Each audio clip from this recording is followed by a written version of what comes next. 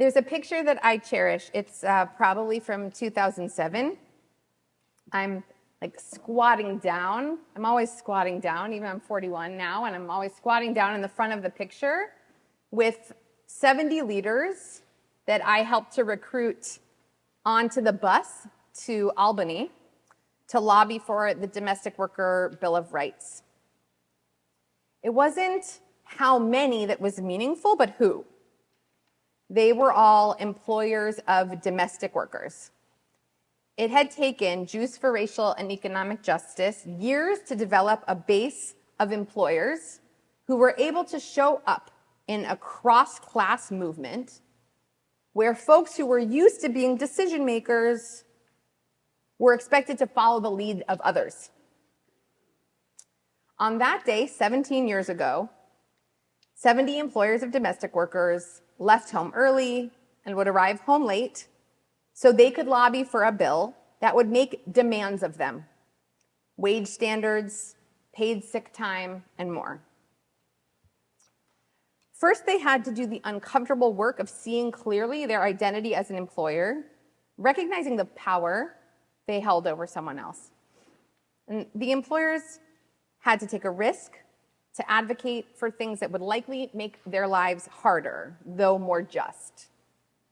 So in Albany, when the jaded elected officials or their board staff members realized that the visitors at their door were both workers and employers, they started paying attention.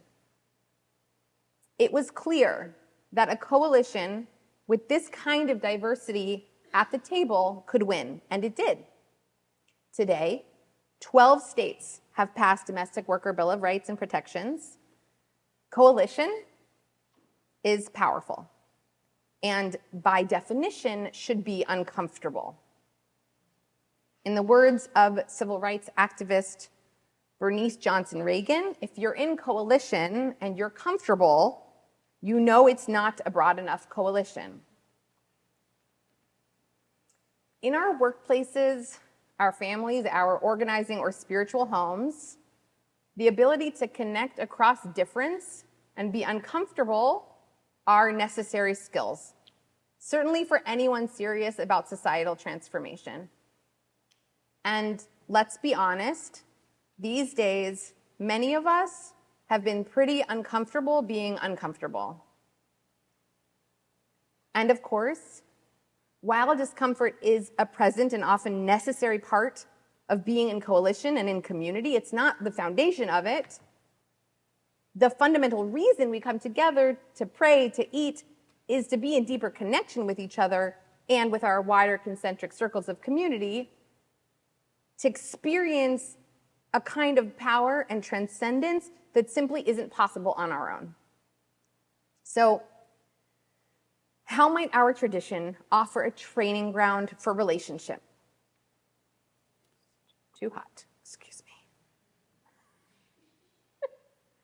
Thank you. How might our tradition offer a training ground for relationship? Well, Judaism simply cannot be done alone.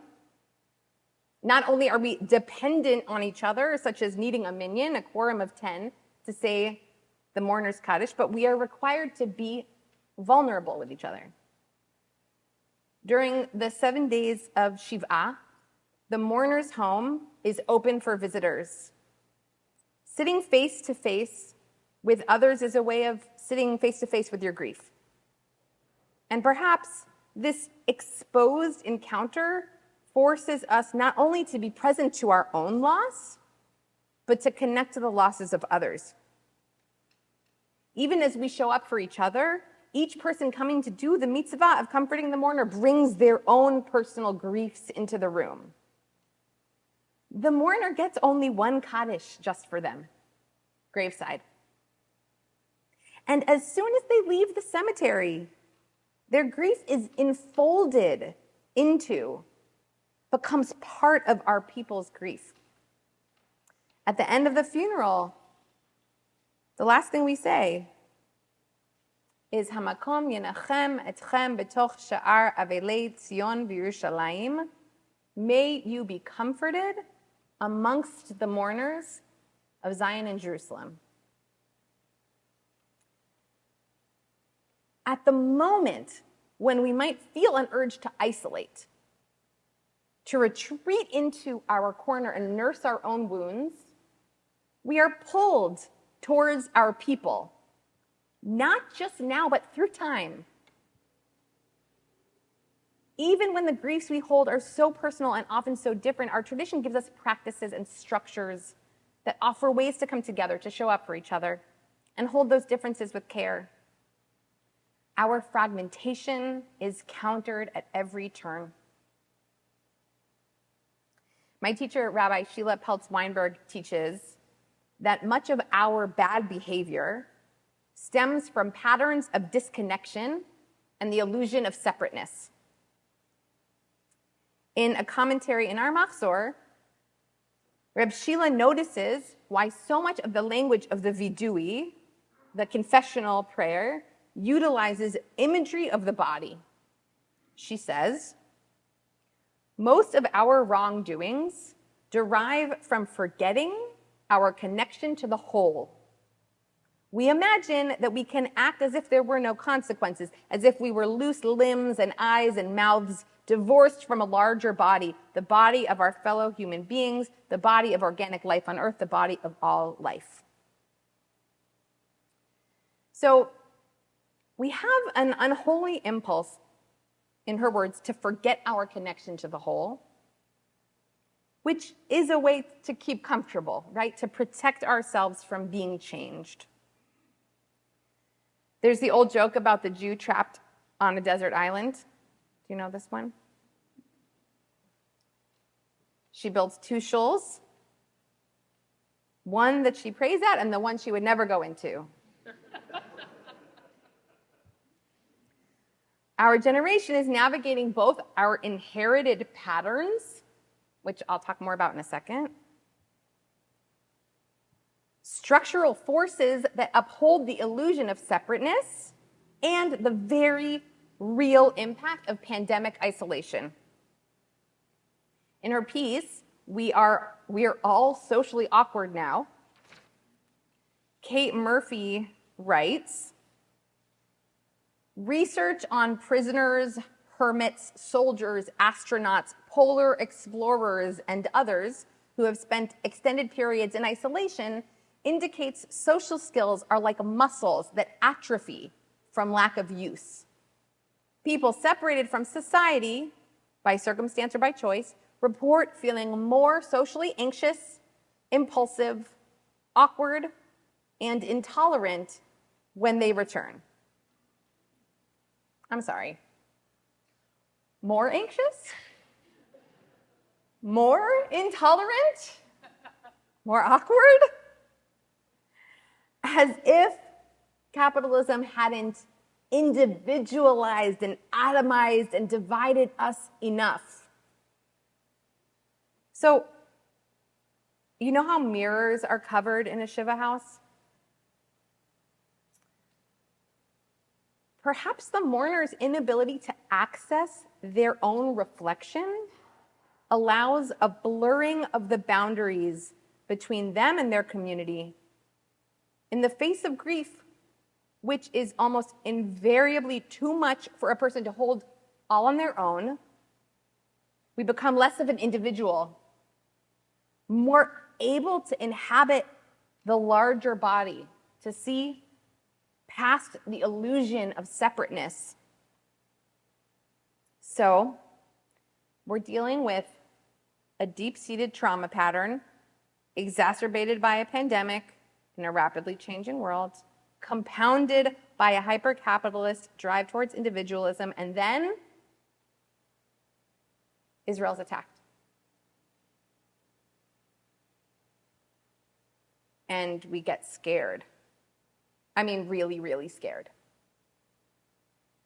For good reason and with profound consequences. Educator and healer Joe Kent-Katz says, when the collective Jewish body gets scared, that's when the internalized inherited narratives get stronger. because we think we need them. Those narratives include drawing really strong lines as to who we can trust and who we can't, who is safe and who is not. This, she says, is one of the places where I see the Jewish community become buried and isolated in our own trauma. If this sounds at all familiar or resonates with your experience, I'm going to ask you, have you been able to notice this pattern in yourself? This impulse to cut and run, or just to write someone else off. When does it come up? Where is your threshold for discomfort? We are so worn out. Our skin is paper thin. What does it take to stay in something hard in a loving way and with the intention to repair? It says in Pirkei Avot, Ezehu Gibor, who is a hero? Hakovesh et Yitzro, the one who conquers their instincts. Ezehu Gibor, who's a hero? Hakovesh et Yitzro, the one who conquers their instincts.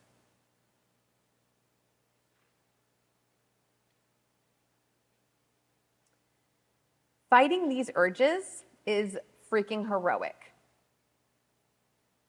To be clear, there are things that are unacceptable, boundaries that must be held, of course.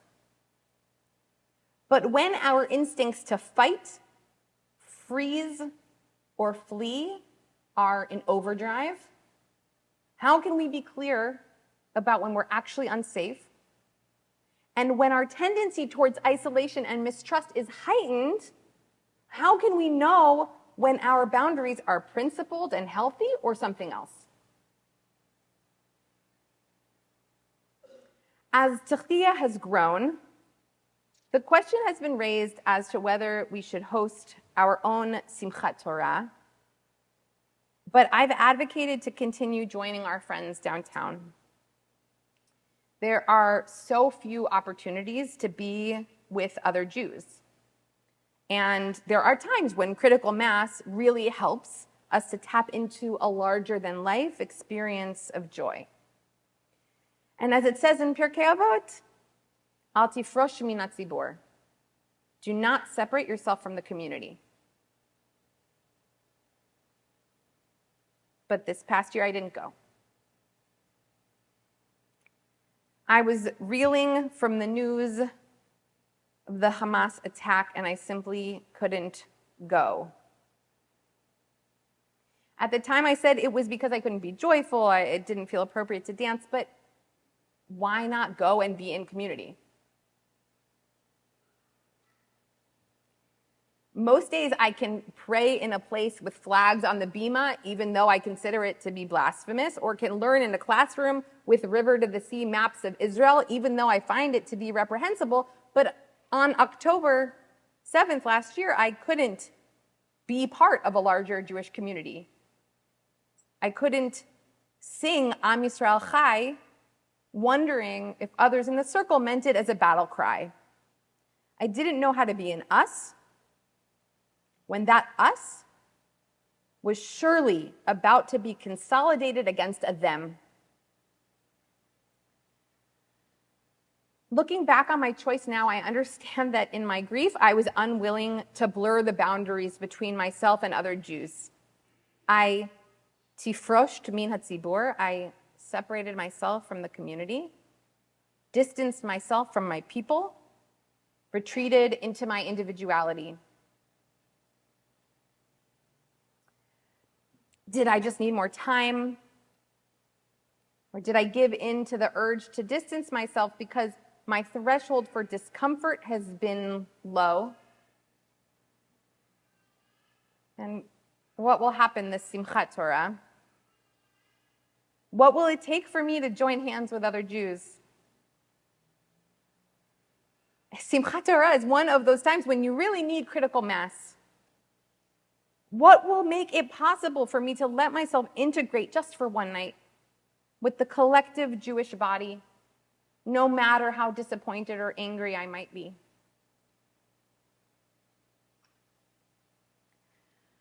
The mitzvah of Simchat Torah and the mitzvah of minyan and the mitzvah of coalition force us into uncomfortable relationships, purity, politics, be damned. The Sfat Emet, the Hasidic master, lifts up a model from our shared lineage.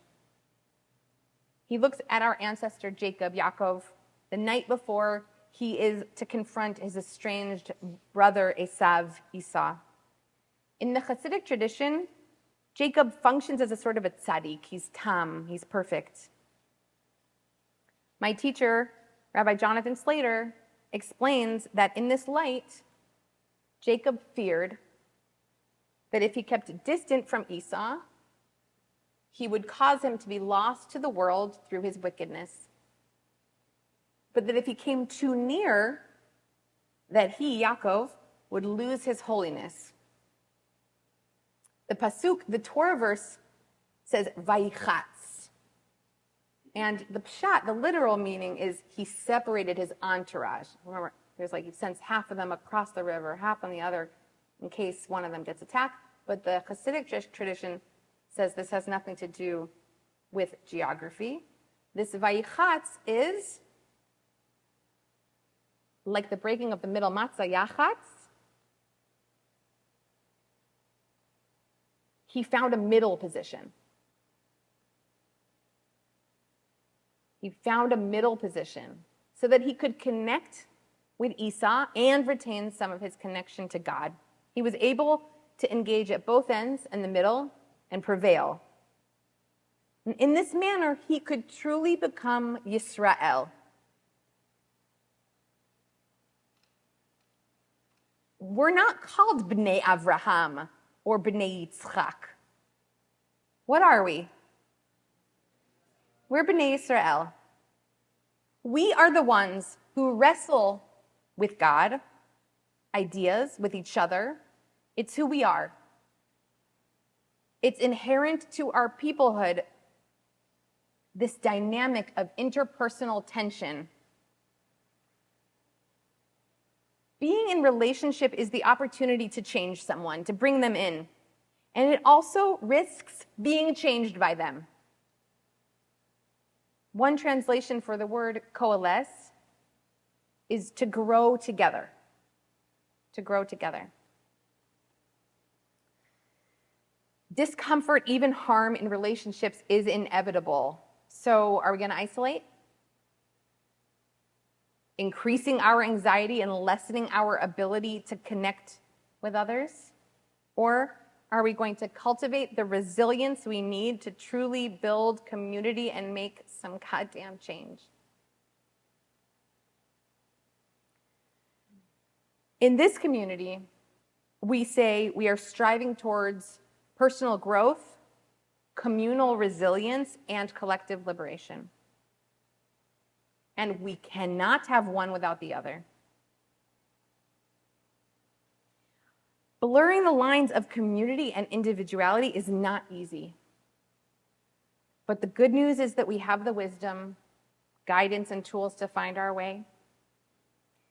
Like Bernice Johnson Reagan teaches, it requires a willingness to be uncomfortable. As the sages assert in Pirkei Avot, it requires resisting the urge to isolate. As we experience through Minyan and Shiv'ah, it requires leaning in to community. And from Yaakov, our ancestor, we see it requires practicing a both and, giving ourselves over into relationship and all its messiness without losing ourselves. It's going to take patience, and it's going to take courage. Miriam Greenspan describes what she calls intervulnerability. Can we say that? Intervulnerability. Intervulnerability. She says, when I say intervulnerable, I mean We suffer together, whether consciously or unconsciously. Albert Einstein called the idea of a separate self an optical delusion of consciousness. Martin Luther King Jr. said that we are all connected in an inescapable web of mutuality. There's no way out, though we try to escape by armoring ourselves against pain and in the process diminishing our lives and our consciousness. But in our intervulnerability is our salvation, because awareness of the mutuality of suffering impels us to search for ways to heal the whole, rather than encase ourselves in a bubble of denial and impossible individualism. At this point in history, it seems we will either destroy ourselves or find a way to build a sustainable life together.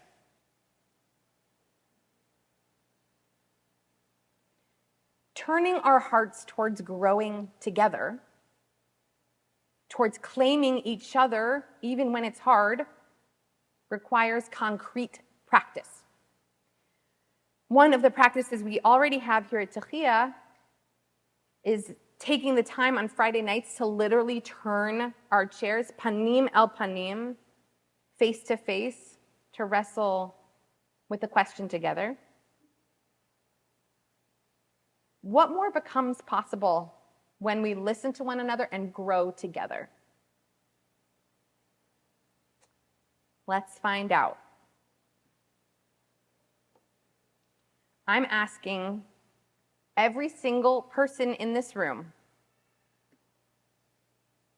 to make a commitment to meeting one-on-one with someone else here. It could be with someone you have disagreed, someone you've never spoken to, or someone you realize you may have formed ideas about without much evidence.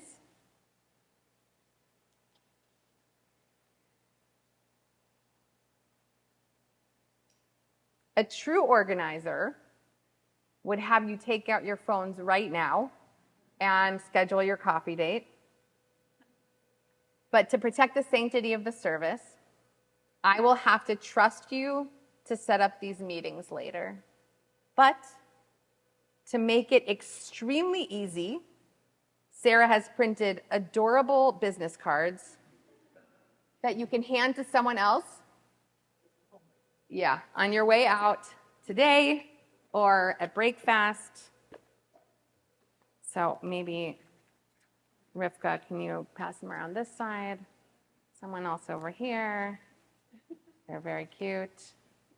Actually, I'll take the whole thing back here. Barry, can you get these folks in the back? Thank you.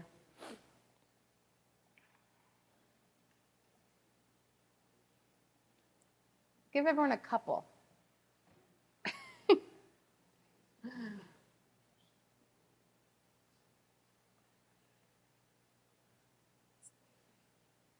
If you'd like to participate and it's not in your practice to write on the holiday, or if you're on Zoom, hi Zoomers, please reach out to me or Jake and we'll help set you up. Or Zoomers, you can chat someone else right now. We'd love a good chat.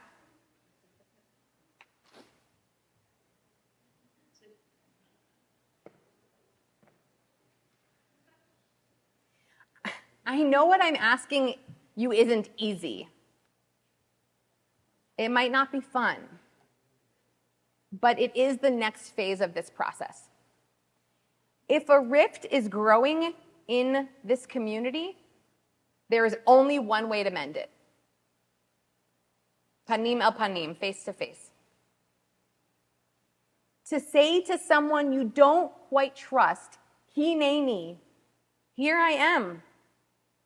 Here's what I think I know. Here's my pain. Here's my confusion. And I'm here to hear you. Tell me, where does it hurt?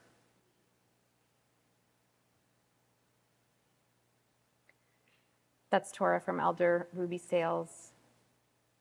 She says we should ask each other, where does it hurt?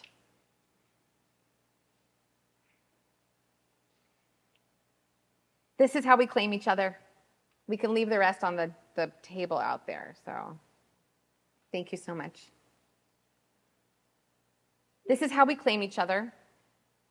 Claim our legacy as wrestlers and build the bravery and resilience needed for true relationship, the discomfort and the beauty.